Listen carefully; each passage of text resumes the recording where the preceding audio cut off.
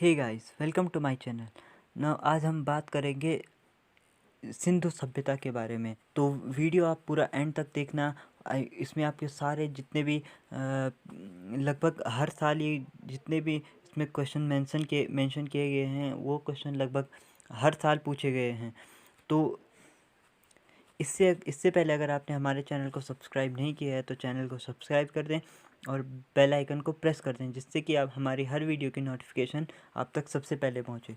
Now आते हैं आज के पहले क्वेश्चन पर। तो पहला क्वेश्चन है, सिंधु सभ्यता की खोज कब हुई थी? तो इसका आंसर है 1921। 1921 में सिंधु सभ्यता की खोज हुई थी। नंबर दो, सिंधु सभ्यता की खोज किसने की थी? तो इसका सही आंसर है D.R. साहनी, दयाराम साहनी ने सिंधु सभ्यता की खोज की थी। और जो मोहनजोदड़ो है उसकी खोज R.D. बनर्जी, राथलदास बनर्जी ने की थी 1922 में। ठीक है, तो नेक्स्ट क्वेश्चन पे चलते हैं।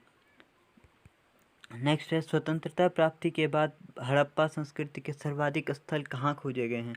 तो भारत में स्वतंत्रता के बाद सबसे ज़्यादा स्थल गुजरात में खोजे गए हैं। ठीक है, और टोटल भारत में हड़प्पा संस्कृति के लगभग 975 स्थल खोजे गए हैं, और पाकिस्तान में 425 और 1-2 अफ़गानिस्तान में खोजे गए हैं।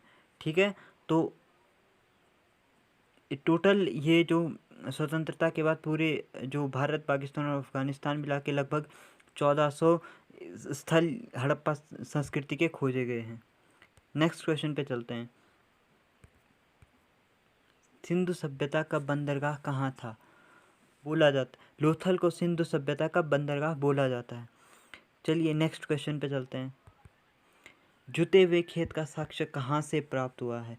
तो जुते हुए खेत का साक्ष्य कालीबंगन से प्राप्त हुआ है। कालीबंगन इसका राइट आंसर है। नेक्स्ट क्वेश्चन पे चलते हैं।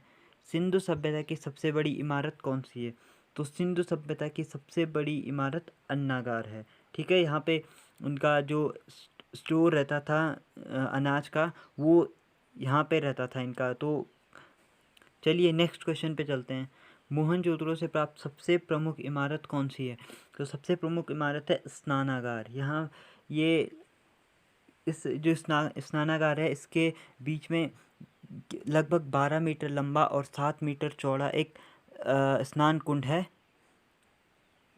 जो कि मोहनजोदड़ो की सबसे फेमस जो बिल्डिंग है उसमें से एक है। नेक्स्ट क्वेश्चन पे आते हैं। सिंधु सभ्यता के लोग किस भगवान की पूजा करते थे? तो सिंधु सभ्यता के लोग शिव भगवान की पूजा करते थे।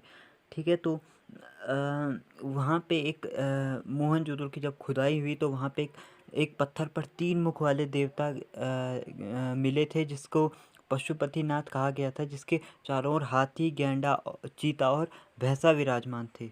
ठीक है, तो शिव इसका करेक्ट आंसर है। Next question.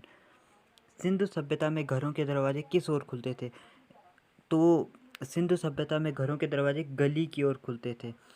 एक यहाँ पे एक इम्पॉर्टेंट क्वेश्चन मैं आपको बताना चाहूँगा कि लोथल सिर्फ एक ऐसी जगह है जहाँ पर घरों के दरवाजे गली की ओर न खुलकर मेन सड़क की ओर खुलते थे।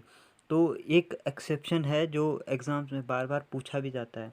तो ये क्वेश्चन आप आंसर रखना कि लोथल में घरों के दरवाजे मेन सड़क की ओर खुलते थे।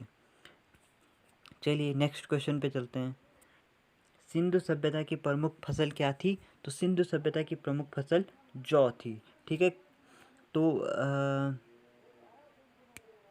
गेहूं और जौ दोनों फसलें थी सिंधु सभ्यता की। अगर दोनों ऑप्शन में आ जाएं तो जौ को आप पहले प्रायोरिटी दोगे। जौ सिंधु सभ्यता की मेन फसल थी। नेक्स्ट क्वेश्चन पे चलते हैं। नेक्स्ट क्वेश्चन है कि सैंधवकालीन घोड़े के अस्थि पंजर कहाँ से मिले हैं? तो कहाँ से मिले हैं?